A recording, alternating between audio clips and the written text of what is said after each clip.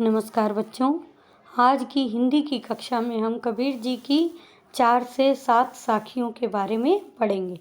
हमने कल की कक्षा में 3 साखियाँ पढ़ी थी और चौथी साखी पखा पखी के कारणे सब जग रहा भुलान, निरपख होई के हरि भजे सोई संत सुजान। कबीरदास जी कहते हैं पखा पखी पक्ष और विपक्ष के कारण ही सब जग सारा संसार रहा भूला हुआ है कि पक्ष और विपक्ष के कारण ही सारा संसार ईश्वर को भूला हुआ है। निरपख होई के हरि भजे, निरपख निष्पक्ष होई होकर, निष्पक्ष होकर या निष्पक्ष रूप से हरि भजे, हरि को भजना, भगवान की भक्ति करना, सोई वही संत सुजान सच्चा संत है। कबीरदास जी कहते हैं कि जो निष्पक्ष होकर भगवान की भक्ति करता है वही सच्चा संत है। एक बार फिर से देखिए, पक्ष और विपक्ष के कारण ही सारा संसार ईश्वर को भूला हुआ है। जो निष्पक्ष होकर ईश्वर की भक्ति करता है वही सच्चा संत है। सोई संत सुजान, अनुप्रास अलंकार का प्रयोग किया गया है।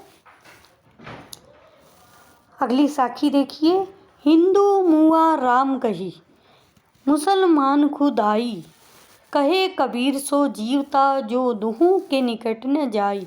हिंदू मुआ, मुआ होता है नष्ट हो जाना। राम कही, राम राम कहते हुए, राम राम करते हुए। मुसलमान खुदाई, मुसलमान खुदा खुदा अल्लाह अल्लाह कहते हुए। कि हिंदू मुआ, हिंदू नष्ट हो जाता है राम राम कहते हुए। मुसलमान खुदाई, मुसलमान खुदा खुदा कहते हुए। इसका अर्थ यह है कि हिंदू अपने राम को श्रेष्ठ बताते हुए और मुसलमान अपने अल्लाह को, अपने खुदा को श्रेष्ठ बताते हुए नष्ट हो जाता है। कहे कबीर सो जीवता, कबीरदास जी कहते हैं वही व्यक्ति जीवित है, उसी की भक्ति ही अमर है जो दुहू के निकट न जाई, जो दोनों के निकट ही नहीं जाता, अर्थात दोनों को एक समान समझता है। हिंदू के लिए जैसा राम है वैसे ही अगर उसके लिए रहीम है, अल्लाह है, तो उसकी भक्ति वास्तविक भक्ति है। इसलिए कबीरदास जी ने कहा है कि हिंदू मुआ राम कही, हिंदू अपने राम को श्रेष्ठ बताते हुए नष्ट हो जाते हैं, मुसलमान अपने अल्लाह को बताते हुए श्रेष्ठ बताते हुए नष्ट हो जाते हैं। परंतु जो निष्पक्ष होकर ईश्वर की भक्ति करता है, अर्थात ईश्वर को एक रूप समझकर उसकी भक्ति करता है, वही अमर है।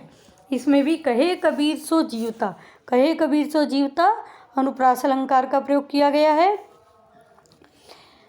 अगली साखी देखिए, काबा फिरी काशी भया, रामई भया रहीम, मोट चून मैदा भया, बैठ कबीरा जी। काबा, काबा कहा गया है मुसलमानों के पवित्र तीर्थ स्थल को, कि मुसलमान जो है अपने अल्लाह को पाने के लिए, अल्लाह की भक्ति करने के लिए काबा में जाते हैं। काशी भया, हिंदू अपने राम की भक्ति के लिए, अपने ईश्वर की भक्ति के लिए काशी जाते हैं। कि हिंदू अपनी भक्ति के लिए, हिंदू अपने राम की भक्ति के लिए काशी जाते हैं और मुसलमान अपने अल्लाह को पाने के लिए काबा जाते हैं। मोट चून मैदा भया, मोट चून मोटे आटे को ही, मोटे चून को, चून होता है आटा, जो मोटे आटे को ही मैदा भया, भया होता है समझकर, कि जो मोटे आटे को ही मैदा समझकर भोजन कर लेता है। बैठ कबीरा जीम, जीम होता है जीम लेना, भोजन कर लेना, कि जो मोटे आटे को मैदा समझकर भोजन कर लेता है, अर्थात ईश्वर को एक रूप मानकर, ईश्वर हिंदू और मुसलमान दोनों ही यदि राम और रहीम को एक ही मानकर उसकी भक्ति कर लेते हैं, जिस प्रकार मोटे आटे को ही मैदा समझकर भोजन कर लिया जाए तो पेट भर जाता है, तो तृप्ति हो जाती है, उसी प्रकार कहा गया है कि हिंदू अपने राम को पाने के लिए काशी जाते हैं, मुसलमान अपने रहीम को पाने के लिए काबा जाते हैं।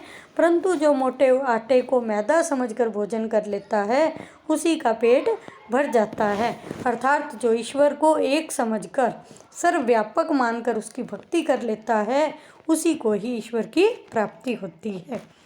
ऊंचे कुल का जन्मिया, जे करनी ऊंच ने होई, सुबरन कलश सुरा भरा, साधु निंदा सोई।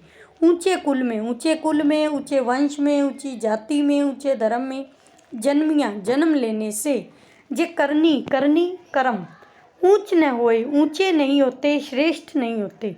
कबीरदास जी कहते हैं कि यदि कोई व्यक्ति ऊंचे कुल में जन्म लेता है परंतु उसके कर्म श्रेष्ठ नहीं होते, जिस प्रकार सुवर्ण होता है सोने का, कलश जिस प्रकार सोने के कलश में सुरा भरी हुई हो, शराब भरी हुई हो तो साधु समाज उसकी निंदा ही करते हैं कि यदि सोने के कलश में भी शराब भरी है तो भी सज्जन व्यक्ति के लिए वह शराब ही रहेगी। उसी प्रकार कहा गया है कि ऊंचे कुल में जन्म लेने से कोई व्यक्ति श्रेष्ठ नहीं हो जाता जब तक कि उसके कर्म ऊंचे नहीं होते। जिस प्रकार सोने के कलश में शराब भर दी जाए तो भी साधु समाज उसकी निंदा ही करता है, अर्थात मनुष्य अपने कर्मों से महान बनता है, ना कि किसी ऊंचे कुल में जन्म ले लेने से। तो इन साखियों को कबीरदास जी ने दोहा छंद का प्रयोग करके मिश्रित भाषा और भक्ति के रस से सजाया है। तो इसके साथ ही तो आप बेटा इन सब का एक्सप्लेन, इन सब की व्याख्या याद करके आएंगे और अगले वीडियो में हम लोग इस पाठ की व्याख्या और प्रश्न उत्तर के बारे में पढ़ेंगे। तब तक के लिए जय हिंद, जय भारत।